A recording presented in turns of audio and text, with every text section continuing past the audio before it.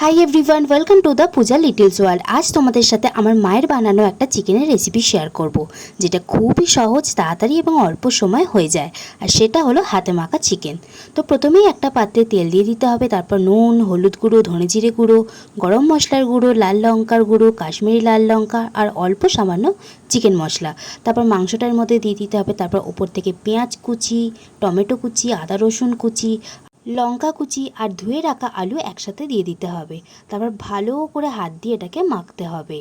আর মনে রেখো, এই মাখাটাই কিন্তু আসল। ভালো করে মাখা হবে, এটা তত টেস্টি হবে খেতে। তো আমি তো ভালো করে মেখে নিয়ে আরও একবার ওপর থেকে আরেকটু অল্প তেল দিয়ে দিয়েছিলাম, যাতে আর পরে অ্যাড না করতে হয়। তো এটাকে 30 মিনিটের মতো রেস্টে রাখতে হবে। এরপর ভালো করে গ্যাসে দিয়ে নাড়াচাড়া করতে হবে যতক্ষণ একটু জলটা শুকনো হচ্ছে। দেন শুকিয়ে গেলে পরিমাণ মতো জল দিয়ে দিতে হবে, যতক্ষণ না আলুগুলো সেদ্ধ হবে। তোমরাও পরিমাণ মতো জল দিয়ে দিও, ব্যাস তাহলেই এটাকে ভালো করে নাড়াচাড়া করতে হবে। আমি তো আধ ঘন্টা পর মতো খুলেছি, দেখো হয়ে গেছে, কি সুন্দর ফুটছে আর কালারটা তো দারুণ এসেছে। তোমরা অবশ্যই ট্রাই করো এই হাতে মাখা চিকেনটা, দেখতেও যেরকম টেস্টি, খেতেও টেস্টি হয়। দেখা হবে নেক্সট ভিডিওয়ে, বাই।